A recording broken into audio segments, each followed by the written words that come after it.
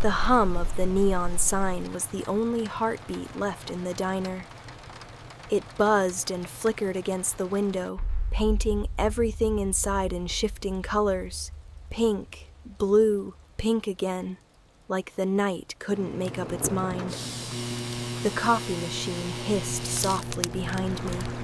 The clock on the wall ticked too loud, and outside, the rain refused to stop. There's a kind of silence that doesn't mean peace, the kind that stretches between closing time and whatever comes next. That was the kind of silence I had that night. A quiet so thin it felt like one wrong sound could tear it open. I was wiping down the counter, thinking about how tired my hands looked under the light when the door opened. It wasn't the bell that caught my attention. It was the stillness that came after, like even the air didn't want to move. 3 men walked in.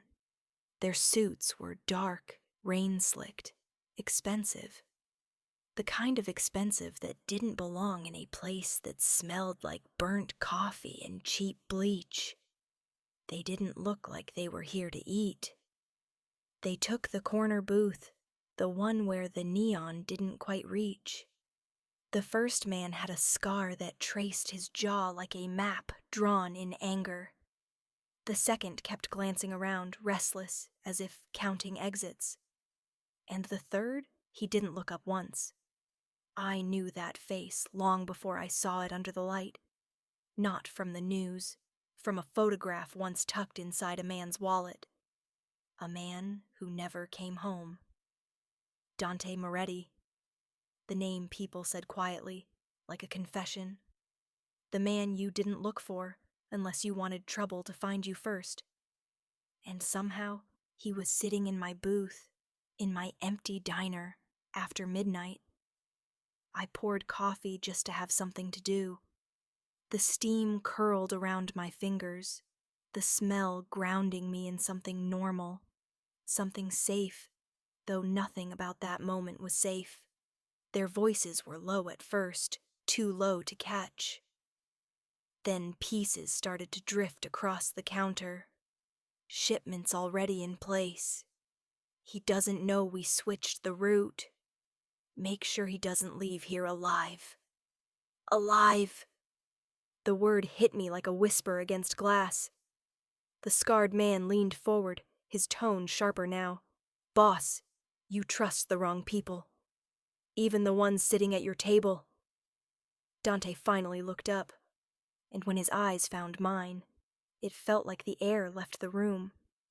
His gaze wasn't cold, it was steady, searching, like he already knew what was coming. I dropped my eyes fast, pretending to clean the counter. My fingers trembled against the cloth. That's when I saw it, the glint of metal under the table, the tightening of a hand, the shift of intent in the air. He was going to kill him. Dante didn't see it. He was mid-sentence, calm, unaware. I didn't think. I just moved. The coffee pot slipped from my hand and crashed to the floor. The sound ripped through the silence, hot liquid spreading like a dark bloom. The man with the scar flinched, just enough. "Stay quiet and don't move," I whispered, though I don't even know who I said it to. Then everything happened at once. The gun went off. Dante moved, fast, impossibly fast, shoving away from the booth. The shot shattered glass and lit the room in white for a split second. My breath caught somewhere in my throat as he grabbed one man, drove an elbow into another. The next moments blurred, the sound of a struggle, another shot, the smell of gunpowder, the sharp scrape of a chair toppling. When the noise finally stopped, 2 men were down. One moaning, one still. Dante stood over them, chest rising and falling, the gun steady in his hand. The hum of the sign returned, faint and fragile, like the world was remembering how to breathe. He turned toward me. For a heartbeat, I thought he'd point that gun at me too. But instead, he just watched. Me, the waitress who had no business being part of any of this. Why? His voice was quiet, deep, threaded with something that wasn't quite anger. Why did you do that? I swallowed. Because he was going to kill you. He tilted his head, eyes narrowing slightly. You shouldn't have seen this. The words hung there between us, part warning, part truth. Outside, faint sirens began to echo through the rain. Dante slipped the gun back inside his coat, calm again, as if the violence had never happened. He stepped closer. Up close, he looked different. Human, almost. There was a scar near his temple, a shadow of stubble, the faintest scent of smoke and rain. What's your name? He asked. Ava. He nodded once like he was committing it to memory. Then he reached into his jacket and placed a folded piece of paper on the counter. Lock up. Go home. Forget this happened. Forget? I whispered. You just... He raised his hand slightly. You saved my life. That means something in my world. But it also means you're part of it now, whether you like it or not. I looked down at the paper. An address, a number, written in neat, careful handwriting. Don't call unless you have to, he said. And if you ever hear my name again, act like you don't. Then he was gone, swallowed by the rain, the door swinging shut behind him. When the sirens reached the block, there was nothing left but broken glass and the smell of coffee and gunpowder. I should have called the police. I should have said something. But all I could think about was his eyes, the quiet way he'd said my name. Ava. By the time I realized I was still holding that piece of paper, it was already soaked through. That night, I sat on my fire escape, watching the rain turn the city into reflections. Every sound felt heavier. A door slam, a passing car, the hum of the streetlights below. I told myself it was over, that it wasn't my problem anymore, but I knew better. Men like Dante Moretti didn't leave your life untouched. They left a mark, invisible but permanent, the kind that stayed long after the blood was cleaned and the rain stopped falling. And somehow I knew. Mine had just begun. Morning came late for me after nights like that. The kind where sleep doesn't happen. It just circles the edge of your thoughts until the sun forces you to open your eyes. By the time I got to the diner, the air already smelled of old grease and burnt toast. The kind of scent that clung to your clothes, your hair, your memory. I told myself I'd just pretend nothing happened, that I'd pour coffee for strangers and smile like the world hadn't changed. Except the world had changed. The police had been there at dawn, asking questions I didn't have answers to. The bullet holes in the wall, the broken glass, all cleaned up by someone before sunrise. They said a fight must have broken out after I left. I nodded, said maybe I'd gone home early. Maybe. But deep down, I knew better. Someone had erased the night. Efficiently. Silently. Like it had never existed. When I unlocked the register, there was something under the drawer, a folded napkin with my name written in black ink. Ava. Just that. No note, no message, just my name, and a faint scent of tobacco and rain. My hands shook a little as I tucked it into my apron. I didn't know if it was a warning or a reminder. Around noon, a black car parked across the street. I tried not to look, but you can always feel when you're being watched. A shadow behind tinted glass. Still. Patient. I told myself it was nothing. Told myself I was paranoid, but the same car was there the next day, and the one after that. That's when the phone rang. Bluebird Diner, I said automatically. Miss Romano. The voice was smooth, low, familiar enough to make the back of my neck tense. I swallowed. Who's asking? A quiet chuckle. You really want to pretend you don't know? I didn't answer. I didn't have to. Good girl, he said softly. You didn't call me. That's smart. Mr. Moretti, I whispered, because it felt wrong not to say it out loud. Dante, he corrected. If I wanted formalities, I'd call my lawyer.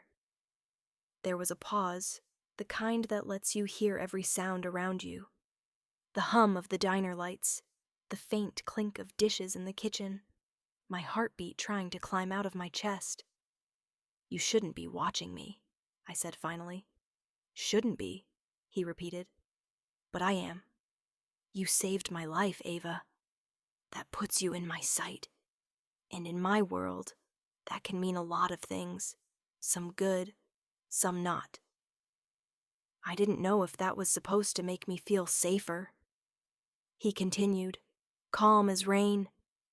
There are people asking questions about that night. They know someone was there who wasn't supposed to be. Don't talk to anyone. Don't trust anyone. If someone comes looking, you call the number I gave you. Understood? My throat tightened. And if I don't, then you'd better learn how to disappear. The line went dead before I could answer. For a long time, I just stood there, the receiver, pressed to my ear, the hum of the dial tone filling the silence he'd left behind. By the time I hung up, the car outside was gone, but something in me knew it hadn't gone far. That night, the rain came back. Harder this time. The kind that drowns out your thoughts, if you let it. I walked home with my coat pulled tight, every sound making me turn my head. Halfway up my street, I saw him. Dante was leaning against a lamp post like he belonged there, the collar of his coat turned up, cigarette burning low between his fingers. You shouldn't be here, I said, though my voice didn't sound convincing. He looked at me through the smoke. Neither should you. He stepped closer, and the world seemed to shrink until it was just the two of us under the rain and the hum of streetlight. You didn't listen, he said softly. They came by the diner today. I froze. Who? Men who don't come for pancakes. His tone stayed calm, but his eyes had that sharpness again, the kind that made you realize how dangerous silence could be. They wanted to know if anyone saw what happened that night. You told them nothing? I shook my head. I didn't say a word. Good. He dropped the cigarette, crushed it beneath his shoe. The glow snuffed out like the last bit of light between us. Come with me. The words weren't a suggestion. They carried that same quiet authority as when he told me to stay still in the diner, the kind that makes your body obey before your mind catches up. I can't, I said. I have a job. A life. He smiled faintly, almost sad. You had a life. Now you have choices. Stay here and wait for them to find you, or come with me and let me keep you alive. His words shouldn't have sounded like a promise, but they did. And maybe it was exhaustion, maybe fear, maybe the strange way his voice wrapped around the chaos in my chest. But I followed. The car waiting for him was the same black one that had been parked across from the diner. The interior smelled like leather and smoke. His driver didn't look at me, didn't speak. We drove in silence through streets I'd known my whole life, now foreign in their reflection of rain and light. Finally, we stopped at a tall building near the river. Glass, steel, and darkness. When the elevator doors closed around us, he turned toward me. "You think I'm a bad man," he said quietly. "I think you're dangerous," I replied. He didn't argue, just watched me, eyes searching, until the doors opened again. The apartment was large, minimalist, too clean, the kind of place where everything had a purpose, even the emptiness. "You can stay here tonight," he said, motioning toward a guest room. "You'll be safe here." I hesitated at the doorway. "Why are you doing this?" He looked away, toward the rain running down the windows. "Because you didn't look away when you could have. Most people run from danger. You stepped into it. I don't forget things like that." I didn't sleep much that night. The rain kept whispering against the glass, and somewhere in the quiet, I heard him pacing, steady, deliberate, as if his thoughts weighed more than the world outside. And in that darkness, I realized something I didn't want to admit. It wasn't fear that kept me awake. It was the sound of him breathing in the next room, and the terrifying comfort it brought me. The first thing I noticed about his house was the silence. Not the kind that's peaceful or earned, but the kind that comes after a storm when the air is still holding its breath. The car rolled to a stop in front of tall iron gates that opened with a sound too soft for their weight. Beyond them, the driveway coiled upward through tall cypress trees, leading to a mansion that looked more like a fortress than a home. Pale stone, black windows. Every inch of it screamed power and warning at the same time. I should have been afraid. I told myself I was. But fear and curiosity have always been twin shadows. One never arrives without the other. The moment I stepped out, the night air wrapped around me, heavy with pine and rain. My shoes sank slightly into the wet gravel. The lights inside were dim, warm, gold against the blue of the storm still crawling across the horizon. I remember thinking, this isn't where people like me belong. And yet, Dante was there, standing at the top of the steps, his shirt unbuttoned at the throat, sleeves rolled to his forearms, blood dried in the creases. He looked like sin wearing calm as a disguise. "Come inside," he said.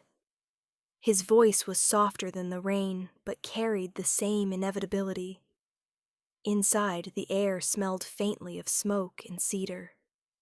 The house was vast but not cluttered. Every piece of furniture looked like it had been chosen for comfort, but arranged for control. One wrong move, and I felt like the room itself would know. He gestured to a small couch near the fire. I sat, still clutching my jacket, trying not to leave wet marks on the fabric. He poured a drink, not for himself but for me. Whiskey, golden and dangerous. "Drink," he said simply. "It'll help." I hesitated. "You always order people around like that?" He almost smiled. "Only when I mean well." The glass was warm in my hand. I took a sip, and the burn steadied me, or maybe that's what I told myself. My eyes followed him as he crossed to a cabinet, revealing a faint line of blood beneath the fresh bandage I'd wrapped earlier that night. "You should sit," I said before I could stop myself.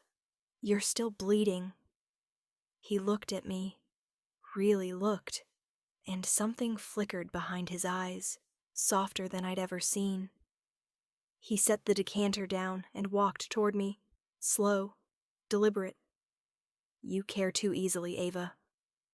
"You bleed too often," I replied. That made him laugh. It wasn't a sound I expected. Deep, rough, almost human. For a moment I forgot who he was, or what I'd stumbled into. He sat opposite me, the firelight carving gold into the sharp lines of his face. The silence stretched between us, comfortable in a way that made no sense. Finally, he spoke. You should know what you walked into tonight. I don't want to, I said. He leaned back, watching me through the flicker of the flames. Lies don't suit you. I'm not lying. Then you're in denial, he said, a ghost of amusement touching his lips. You saw men with guns. You saw blood. You saved me. That makes you part of it whether you like it or not. The words landed like stones in my chest. He wasn't threatening me. He was telling the truth, and somehow that was worse. What happens now? I asked. That depends. On what? On whether I can trust you.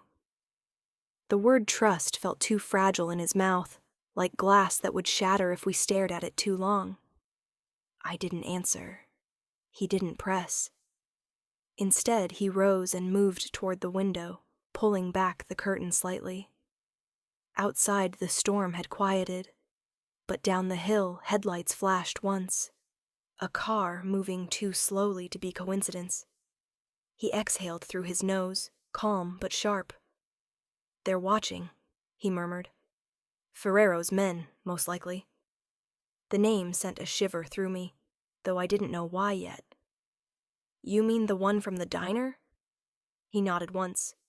He doesn't forgive insults, and tonight I gave him a reason to bleed for it. I stood, instinct tightening my chest. Then they know I was there. They know someone was, he said, but not who.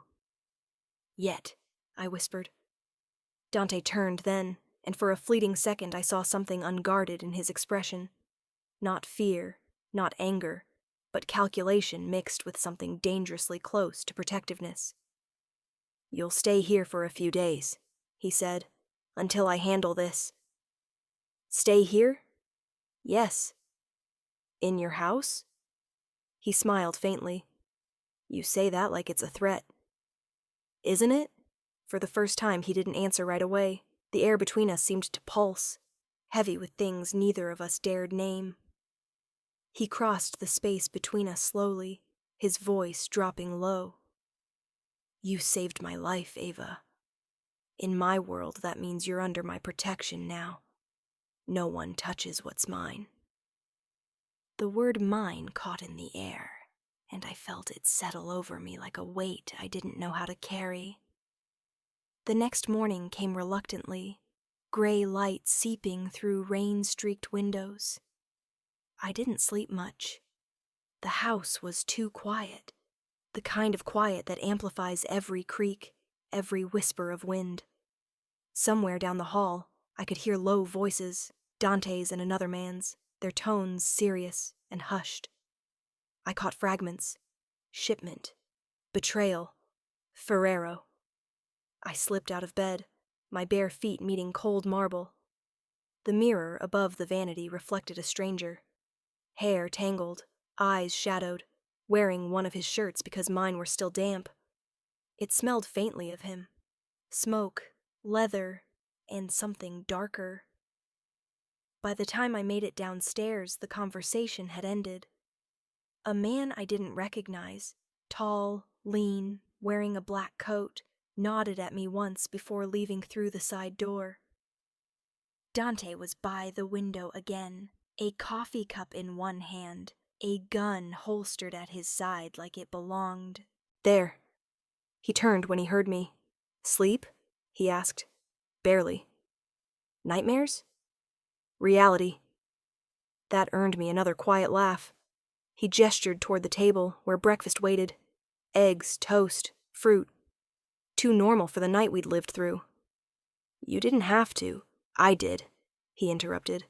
You're not a prisoner, Ava, but I can't let you leave yet. Because of Ferrero. He nodded. He's angry. That makes him unpredictable. I looked at him over the rim of my coffee cup.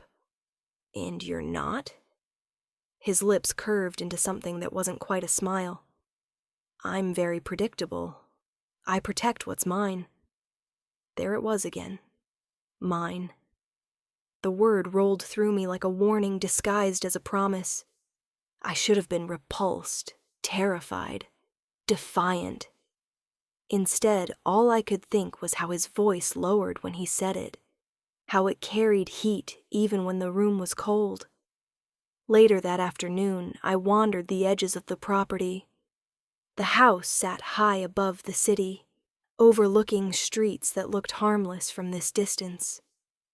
The world below didn't know how much blood had been spilled to keep it standing. I found a small greenhouse behind the main terrace, all glass and ivy and damp air. It was beautiful in a forgotten kind of way, and inside it, I realized, was the only place where I could breathe. I didn't hear Dante approach until his reflection appeared in the glass beside mine. "You found my mother's garden," he said softly. "I didn't mean to intrude." "You're not." He stepped closer. "She used to say these flowers grew better when no one was watching. Maybe that's true of people too." There was something in his voice, regret maybe, or longing. I turned to face him. "Who betrayed you, Dante?" The question slipped out before I could stop it. He didn't move for a long time. When he finally spoke, his tone had shifted, quieter, heavier. "Someone I trusted," he said. "Someone I raised." The way he said it made my chest tighten. Not because I pitied him, but because I understood. He looked at me then, eyes dark and searching. "You remind me of her, you know. My mother. Always looking for light in the wrong places." I swallowed hard. "And what about you? What about me? Are you the wrong place?"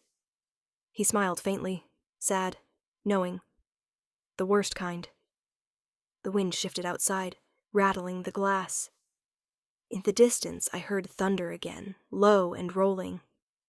I didn't know then if I was falling into danger or already too deep to climb out. But standing there, surrounded by glass and ghosts, I realized something terrifying.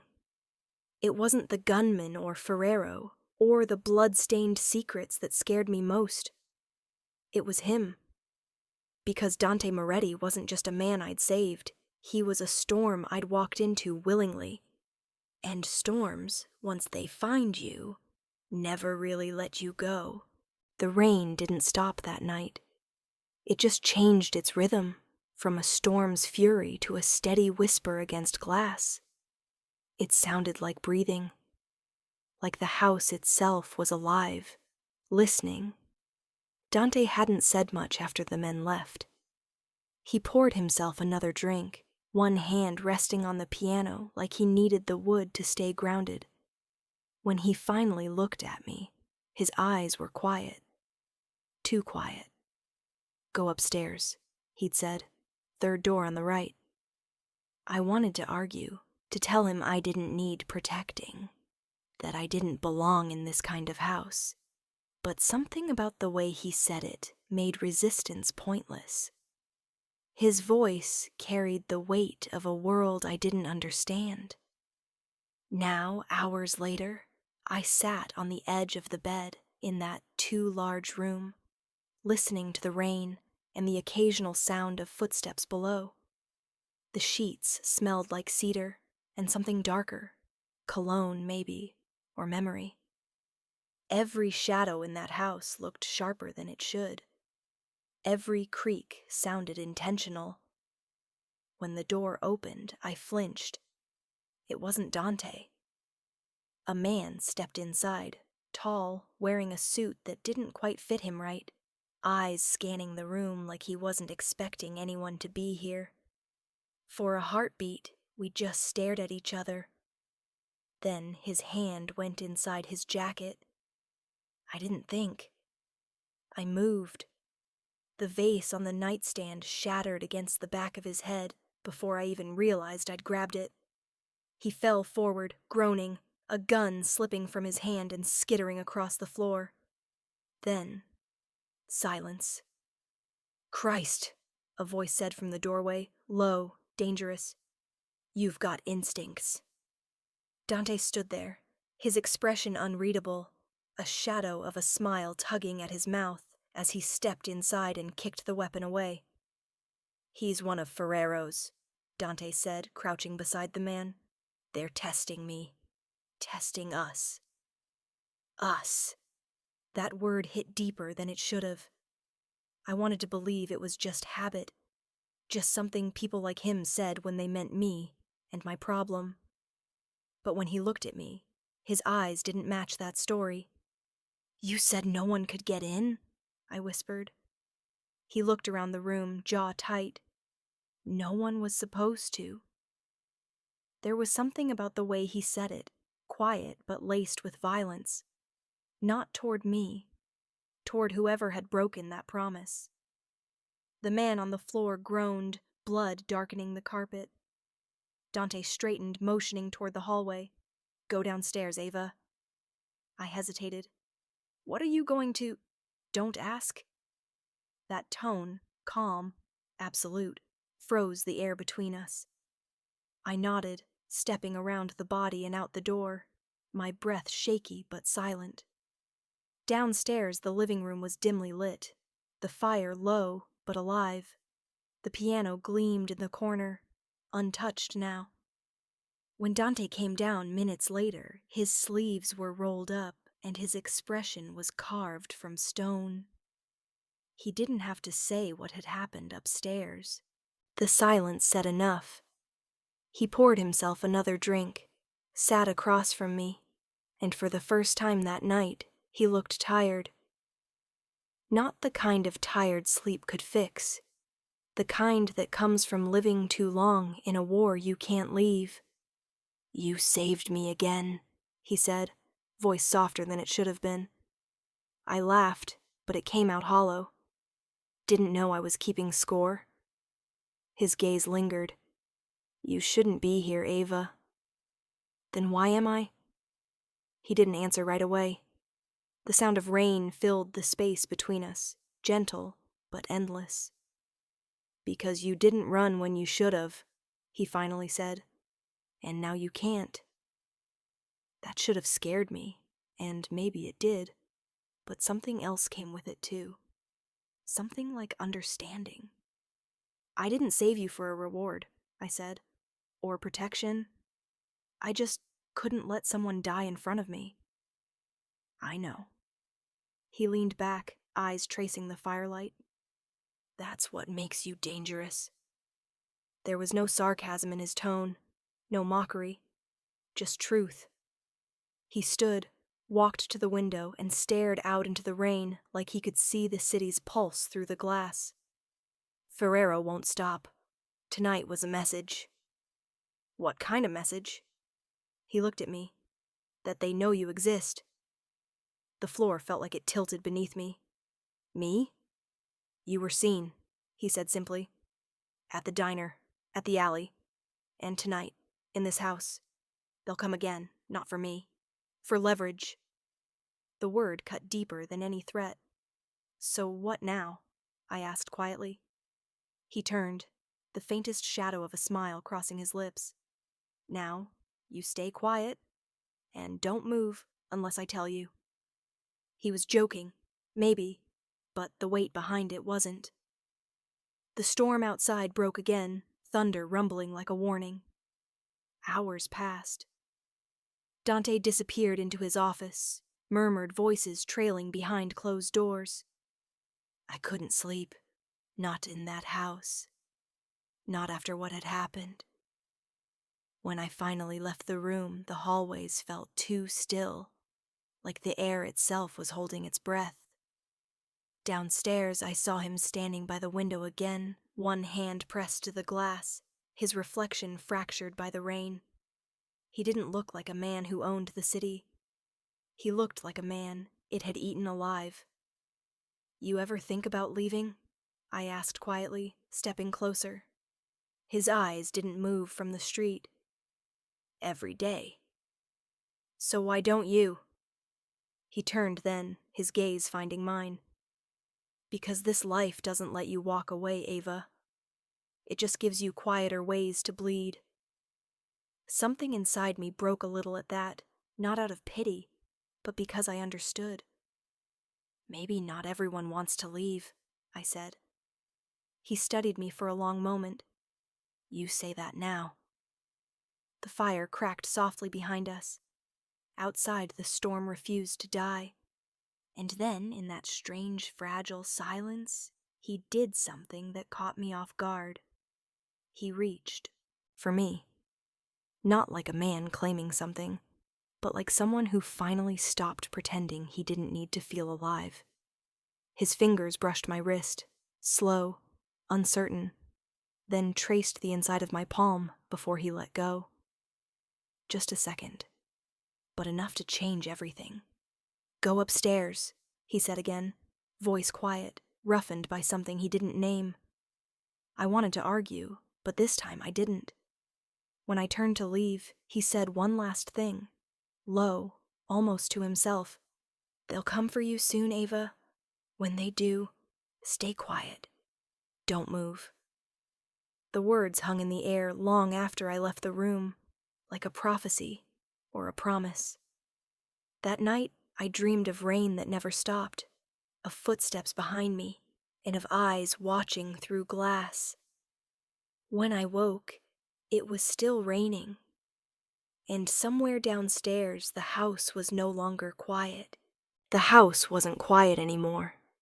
It sounded alive. Too alive. Voices down the hall, hurried footsteps on marble floors, the faint metallic echo of weapons being loaded. It was still dark outside, but dawn was trying to break through the rain. Gray light smeared across the windows like bruises. I stayed by the bedroom door, barefoot, heart too loud in my chest.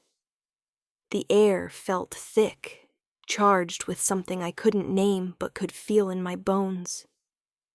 When Dante appeared in the doorway, he wasn't the man I'd seen the night before.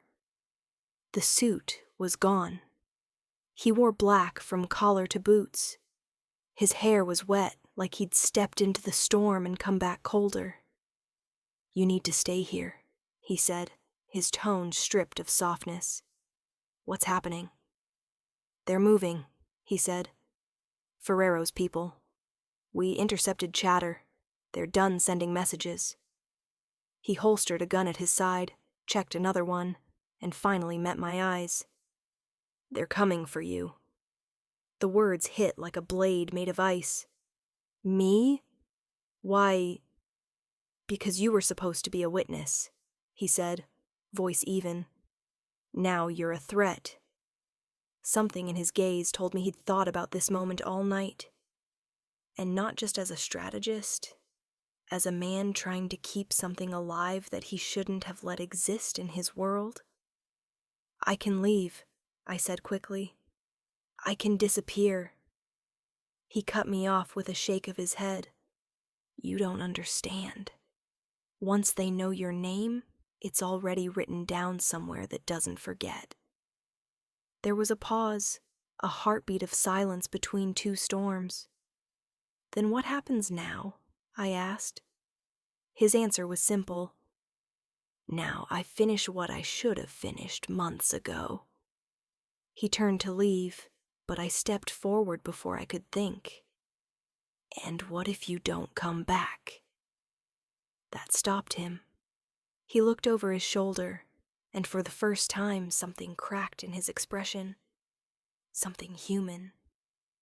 Then you'll hear my men say, I told them to keep you alive. That'll have to be enough. I didn't let him walk away without saying it. You're lying. His lips twitched, a ghost of a smirk. You'll have to live long enough to prove it. And then he was gone. The door shut. The house swallowed him whole. Minutes stretched into hours, or maybe it just felt that way. I couldn't stay in that room, not with my thoughts clawing at the walls. I found myself pacing, then moving, until I was in the hallway again. The guards Dante had left, two men with faces carved from stone, barely looked at me. One of them, younger, had a scar that ran from his temple to his jaw. You shouldn't be out here, he muttered. Neither should you, I said before realizing how reckless that sounded. He gave me a look, one that said he'd seen enough death not to argue about small talk. Stay near the back. If things go wrong, kitchen door leads to the cellar. Don't wait for anyone. I wanted to ask what wrong meant, but then I heard it. The sound that doesn't belong in normal life. Not thunder, not footsteps. The crack of a gunshot from outside. Then another. Everything broke at once. The guards moved fast, shouting into radios, drawing weapons. The windows shuddered as rounds hit the walls. Somewhere, glass shattered. I dropped to the floor before my mind could process what was happening. Instinct again. The same instinct that had made me save a bleeding man in an alley. A shadow fell across the window. Someone was already inside the gates. Down! One of the guards yelled, pushing me behind the couch. He fired 1, 2, 3 shots before a spray of glass rained down from above. The house was chaos now. Shouting, running, the thunder of boots and bullets. Somewhere in that noise, I heard Dante's voice, cold, precise, giving orders like a man who'd done this too many times before. Then, silence. No, not silence. Breathing. My breathing. Fast, uneven, shallow. When I looked up, one of the guards was on the ground, his body twisted wrong. The other was gone. The front door was open, rain bleeding into the hall. I moved without thinking, my hands slick with something. Maybe water, maybe blood. Outside, the storm was waiting. The garden looked different in daylight. Washed-out colors, broken glass on the wet stone, the metallic scent of gunfire hanging in the air. I saw Dante before he saw me. He was standing near the black car at the end of the drive, gun in one hand, his other arm pressed against his side. Blood again. Always blood. Dante! He turned, and for one terrifying second I saw it, the flash of fear that crossed his face. Not fear of pain. Fear of me being there. Get back inside! I didn't listen. I ran. The world blurred. Rain, smoke, the sound of tires screeching on wet pavement. A car peeled away from the gates. Another fired. Dante fired back. Then a figure emerged from behind the car. The same man whose face I'd only glimpsed once before, back at the diner. Ferrero's right hand. He raised his weapon, not at Dante, at me. Everything slowed. I remember the way Dante moved, not graceful, not calculated, just pure instinct. He threw himself toward me, grabbed me by the shoulders, shoved me down just as the shot cracked the air. It hit him instead. The sound he made wasn't pain. Not at first. More like disbelief. He staggered, turned his weapon, fired twice. The shooter fell. And then Dante did too. I caught him before he hit the ground. His blood was warm against my palms, soaking through the white of my uniform like déjà vu. Don't, he said, his voice rough, breath shallow. Don't cry, Ava. I'm not. I was. You're going to be fine. His lips curved faintly. You said that last time. I pressed my hands harder against the wound. And I was. Right. The chaos around us faded, shouts distant, engines fading. Only the rain remained. It fell on both of us, washing red into gray. Why? I whispered. Why would you do that? He looked up at me, eyes dark and glassy. Because I told you once, you're my weakness. And I don't let anyone touch what's mine. Something in his tone broke me open and rebuilt me in the same breath. Then his eyes fluttered, his head falling against my arm. I screamed for help, for anyone, but the only response was the storm. His men found us seconds later, maybe minutes, maybe forever later, and pulled him from my arms. Someone grabbed my wrist, tried to move me away, but I couldn't. Blood and rain blurred together until I couldn't tell one from the other. They loaded him into the car. I got in without asking permission. No one stopped me. The drive to the safe house was silent. The city blurred past, glass towers, empty streets, the pulse of red lights reflected on wet asphalt.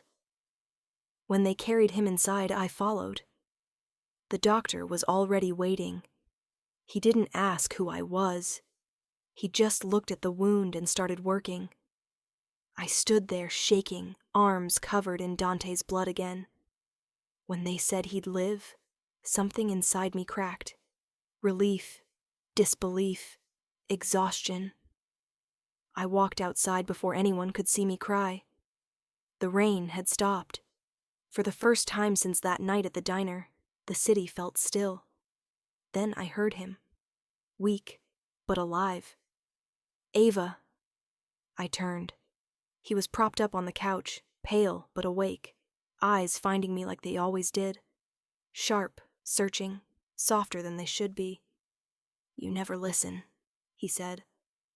I smiled through the tears. "Neither do you."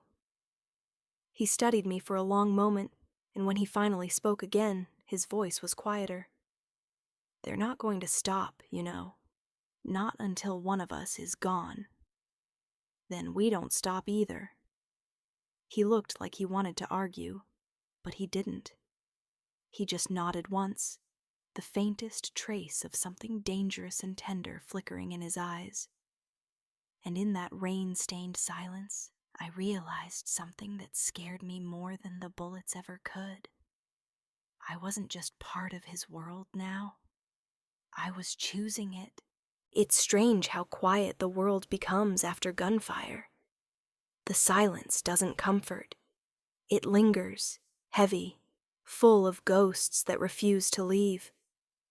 For 3 days, Dante didn't wake.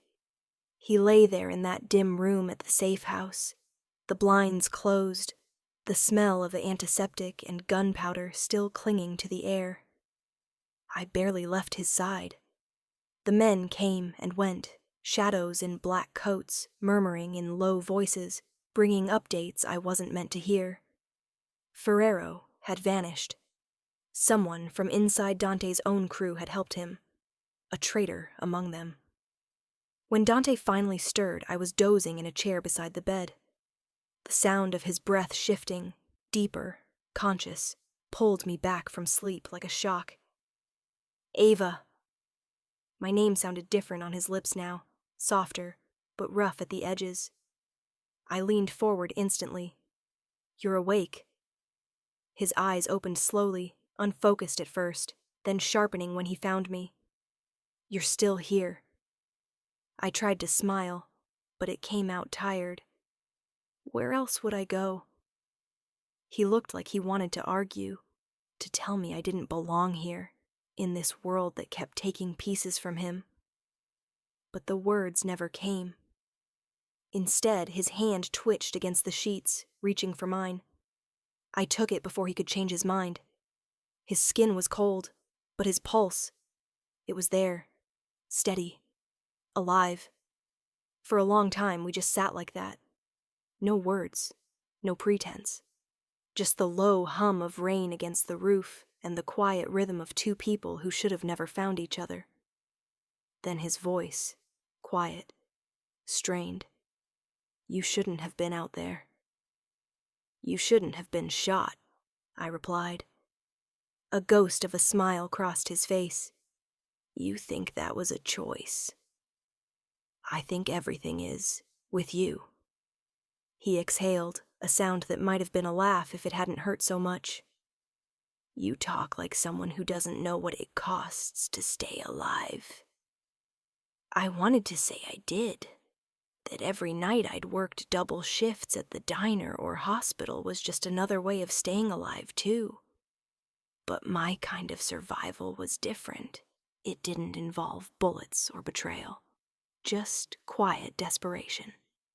He noticed the silence that followed, his gaze softening. You saw too much that night. And now what? Now you're in it. There was no judgment in his tone, just truth. Cold, clean, final. I could have told him he was wrong, that I could still leave, disappear, go back to pouring coffee for strangers. But I didn't. Because deep down, I knew it wasn't true anymore. Something about saving him, about seeing him bleed and still stand, had changed me. He squeezed my hand once before letting go. There's something I need to tell you. The way he said it made my stomach twist. I've been looking for Ferrero for months. He wasn't just after me. He was after everyone tied to a man named Silvano. The name meant nothing to me. But the way Dante said it, quiet, reverent, bitter, told me it meant everything to him. Silvano was my father, he continued. He built the Moretti family before he was betrayed, killed by someone close. I didn't interrupt. For years I thought it was Ferrero, Dante said, but 2 nights before the ambush I got proof it wasn't. I frowned. Then who? He turned his head toward me, eyes dark, voice low. Someone inside my own house. The air between us thickened. Do you know who? I asked. He nodded once. Not yet. But I will. He said it with the kind of certainty that chilled me. Not anger, something colder, quieter. Revenge dressed in silence. I wanted to ask if killing him would make it better, but I already knew the answer. Some men didn't seek peace. They hunted it to exhaustion. Dante looked at me again, searching for something. Forgiveness, maybe, or warning. When I find him, things will get worse before they get better. You shouldn't be here when that happens. I'm not leaving. Ava.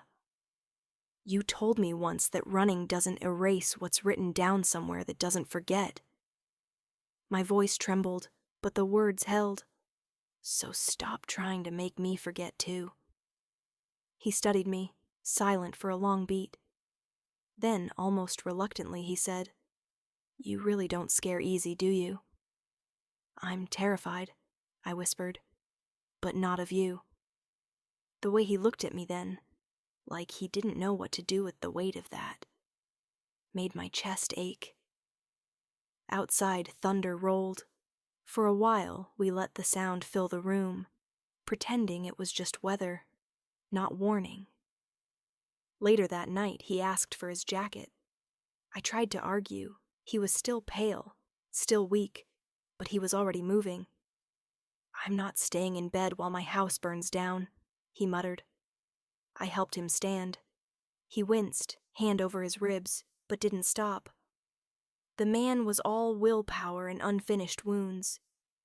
He walked out of the room and into the dim hall, every guard stiffening as he passed. Power clung to him like smoke, invisible but unmistakable. We ended up in his office, a dark space lined with glass and rain-streaked reflections. He leaned on the desk, breathing shallowly, then looked at me. Close the door.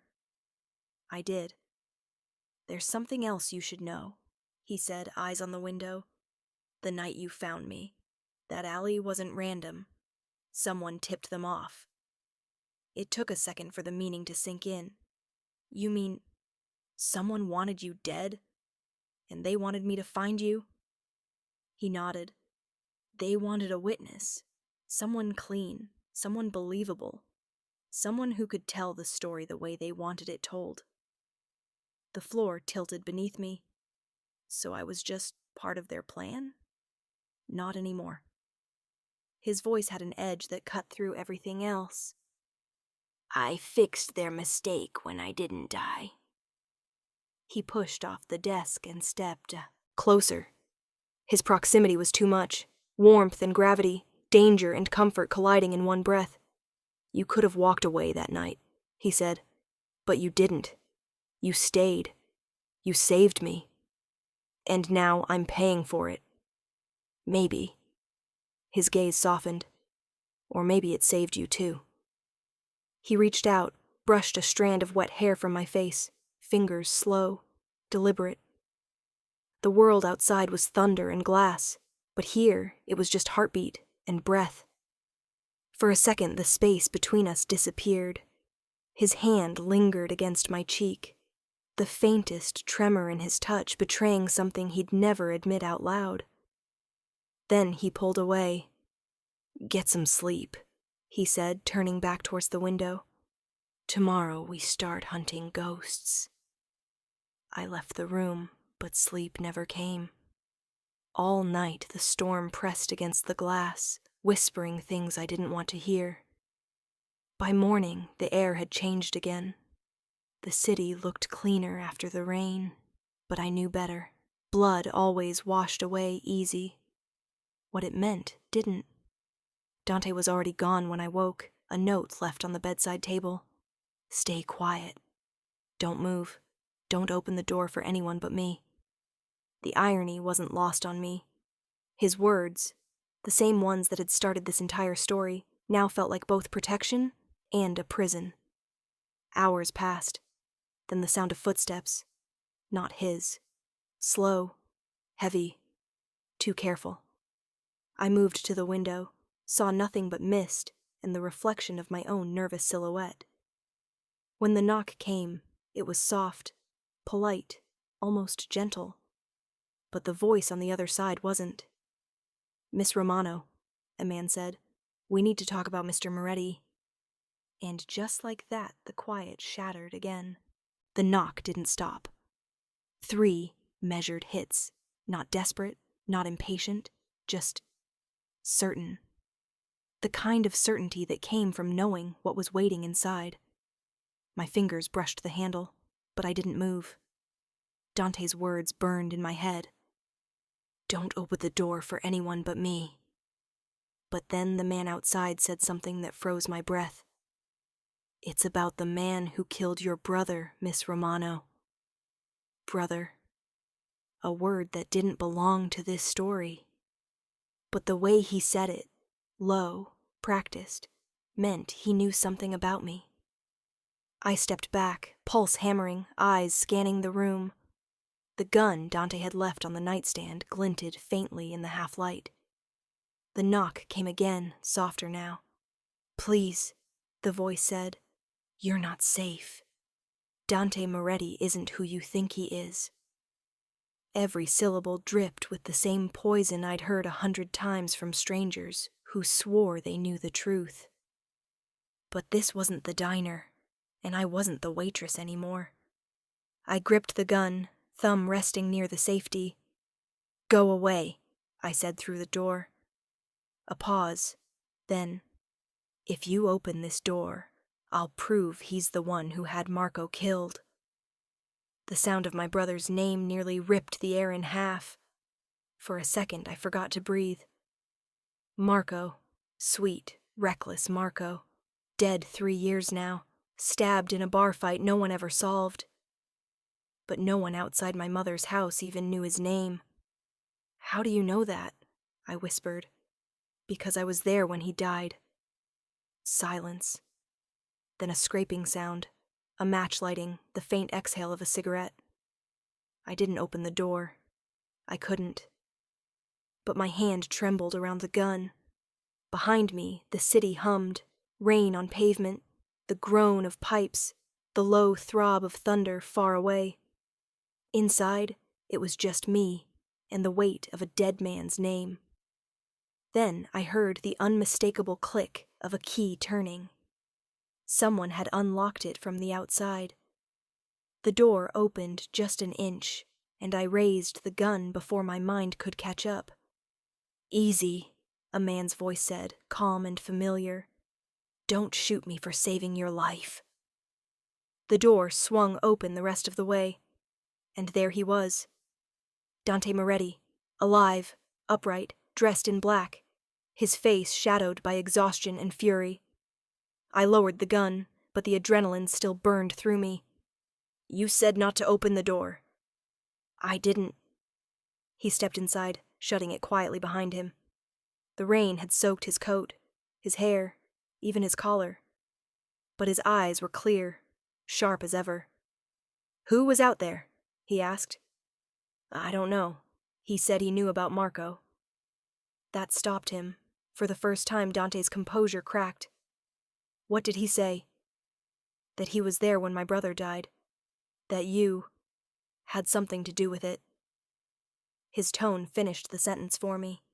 I nodded slowly. Was he lying? He didn't answer right away. Instead, he walked to the window, parting the curtain just enough to look outside. A black sedan idled half a block away, engine running. No headlights. "Ferrero's men," he muttered. He turned back to me. "They found you because of me, and because of him." "Who?" "The traitor." The word hung there, heavy. Dante paced once, then stopped. "He's been feeding them everything. Every move, every safe house, every person close to me." "And now he's using my brother?" Dante's eyes met mine, dark and unreadable. "They're trying to break you. To make you question me." "Should I?" I asked quietly. That stopped him cold. He didn't move, didn't blink, just stared at me like he was looking for something he couldn't name. After a long silence, he said, "If I told you the truth, you wouldn't believe it. Try me." His jaw clenched, muscles twitching in his cheek. Finally, he said, "Marco Romano wasn't supposed to die." The words hit like a gunshot. I took a step back. "What does that mean?"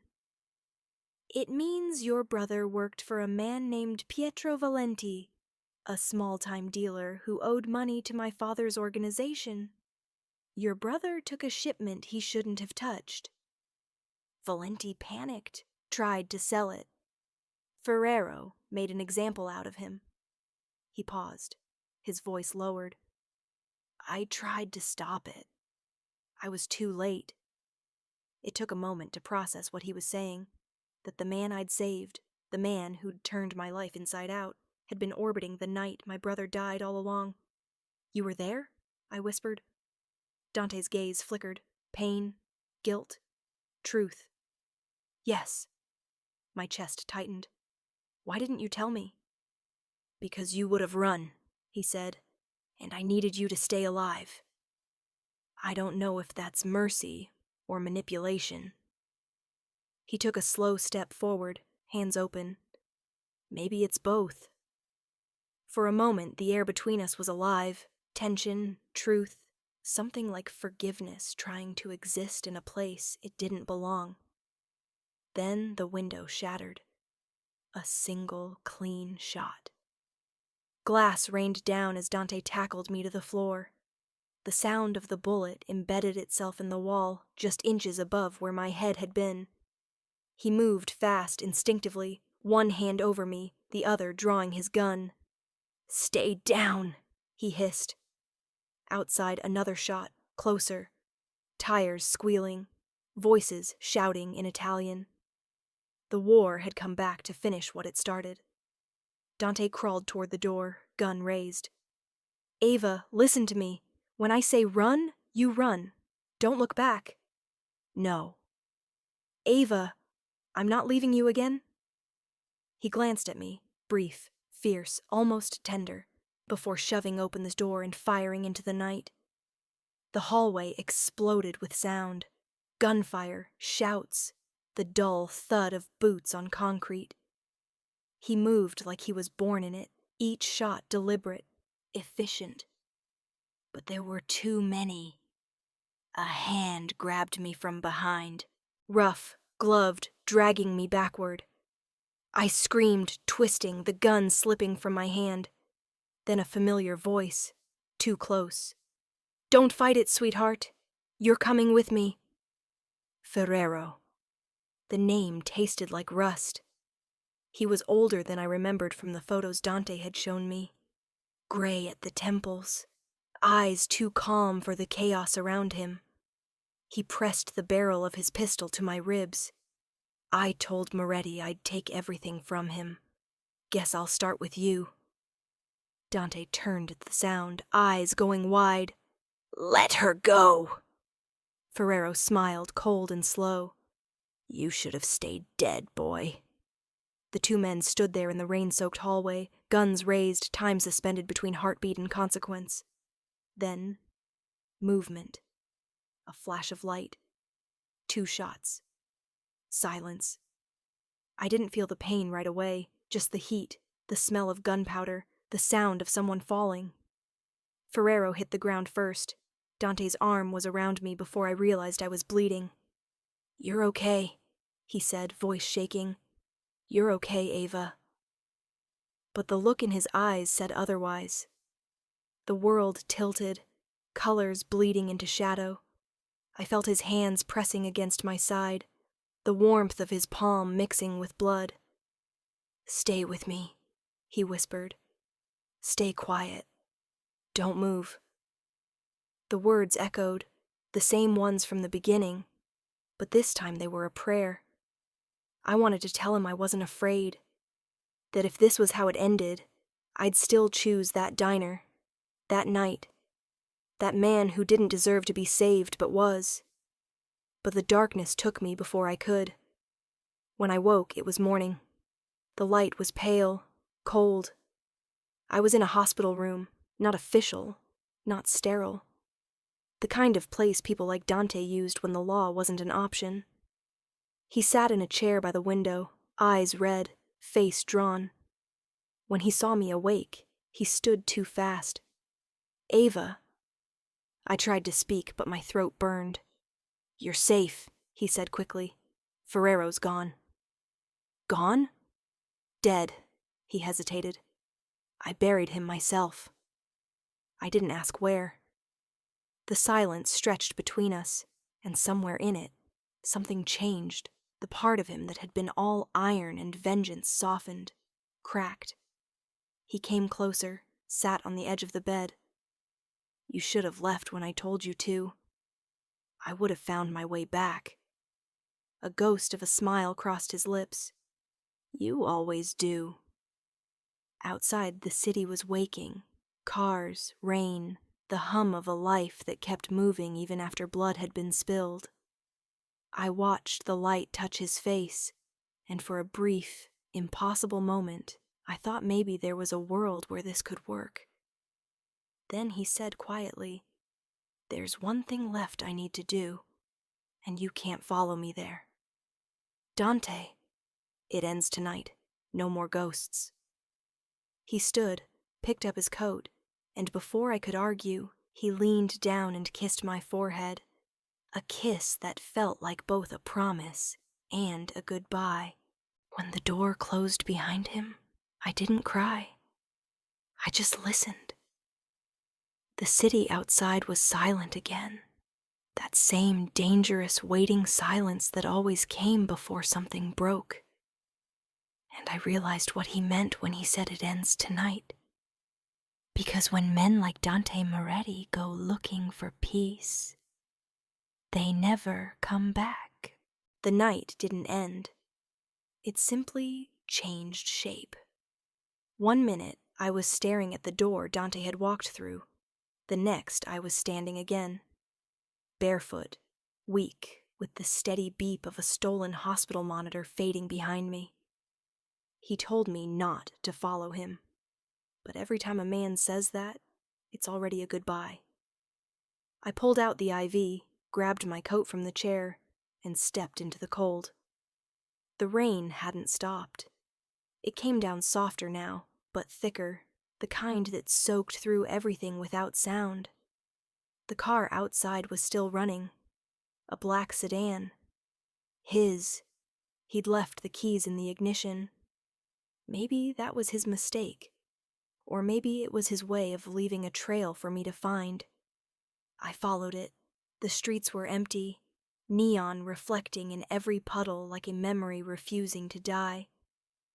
I drove until the city changed, from glass and chrome to the old industrial blocks no one talked about anymore. That's where I found it. An abandoned shipyard by the water, rusted cranes reaching toward the fog like broken hands, a dozen cars, headlights off, shadows moving, and in the center, Dante. He stood alone, black coat whipping in the wind, facing 3 men, Ferrero's remaining lieutenants. I killed the engine and stepped out quietly, staying hidden behind a stack of crates slick with rain. The night was alive with voices. "You think this ends with us?" one of them sneered. "You think killing Ferrero makes you clean?" Dante's reply was low, steady. "No, but it makes me free. You're no different than him." "Maybe, but I loved the woman he tried to kill. That's difference enough." I felt my breath catch. The man laughed. "Then she's your weakness." The sound of a gun cocking cut through the air. Dante moved first. 3 shots, quick, merciless, precise. 2 men dropped instantly. The third stumbled, firing wildly into the dark. 1 bullet found Dante's shoulder. He didn't fall. He turned, expression cold, and finished it. When it was over, the silence was deafening. Only the rain dared to move. He dropped the gun, wincing as blood soaked through his sleeve. His eyes lifted to the sky, and for a moment I saw the boy he must have been once, before all this, before the guns and ghosts. I stepped forward then, out of hiding. The sound of my shoes against the wet concrete made him turn. "Ava," he said softly. I don't know if he was surprised to see me or if he'd expected it all along. "You shouldn't be here." "Neither should you," I said. "But here we are." He smiled, not with joy, but with the quiet sadness of a man who's run out of places to hide. He took a step toward me, swaying slightly. "It's over." I looked past him at the bodies, the blood running down toward the water like ink. "It never is. Not for people like you." "Like us," he corrected. I shook my head. "I'm not like you." "Yes, you are," he said, voice breaking on the edges. "You kept my secret when you could have run. You held a gun when you didn't have to. You saved me when I didn't deserve it. You don't get to walk away clean after that." I wanted to argue. I wanted to scream that I was nothing like him, that I didn't belong to this world of bullets and silence. But maybe he was right. Maybe once you step into someone's darkness, a little of it stays on your hands forever. He stumbled, catching himself against the side of a rusted car. I moved to help him, but he stopped me with a look. "Don't," he said. "If you touch me now, I won't let you go again." "Then don't let me go." He laughed, quiet, broken. "If I don't, you'll die with me." I already almost did. We stood there in the rain, the world burning down around us in silence. Then the sound came. Sirens. Distant, but closing fast. He looked over my shoulder toward the road. "They found us." "Then let's run." He shook his head. "No. I made too much noise. Someone has to stop it." "Stop what?" "Everything." He pulled a small device from his pocket, a detonator. My blood turned to ice. "Dante." "The docks are wired," he said calmly. "Every crate, every car. Ferrero's empire ends tonight. All of it. And you'll die with it." He gave a faint smile. "That's the point." I lunged forward, grabbing his hand, my fingers curling over his. "Don't do this. You're not your father. You're not him." His eyes softened. "No, but I'm what he made." He tried to pull away. I didn't let him. "Please," I whispered. "Stay." He looked down at me, and in his eyes I saw everything he'd never said. The apology, the hunger, the love buried beneath all that ruin. Then he leaned in and kissed me. It wasn't gentle. It wasn't clean. It was desperate, a collision of everything we were and everything we couldn't be. When he pulled back, his voice trembled against my ear. "I told you once to stay quiet and don't move. I meant it then. I mean it now." Before I could stop him, he pushed me away, hard, toward the car. He hit the detonator. The explosion ripped through the night. Heat, light, fire, everything swallowed in a single heartbeat. The sound was too big to be real, like the sky itself had split open. I was thrown backward, glass cutting my arms as I hit the ground. When I opened my eyes, the world was orange and black. Flames devoured the docks, swallowing the shadows of men who'd once ruled it. But Dante was gone. I screamed his name, voice shredded by smoke, but there was no answer. Just fire and sirens, and the sea rising to meet them both. They said later that no body was found, that maybe he'd escaped into the water. But I knew better. Dante Moretti didn't run. He finished things. And he'd finished this. Weeks passed. I went back to work at a different diner, one without neon, one where the rain didn't echo against the windows like ghosts trying to get in. Sometimes men came in wearing suits too sharp for their own good. Sometimes they looked at me a second too long, like they recognized something they couldn't name. But no one ever said his name again. Until one night. A man came in alone, ordered black coffee, and left a folded napkin on the counter. When I opened it, there were just 4 words written in Dante's handwriting. "Stay quiet. Don't move." And a single address.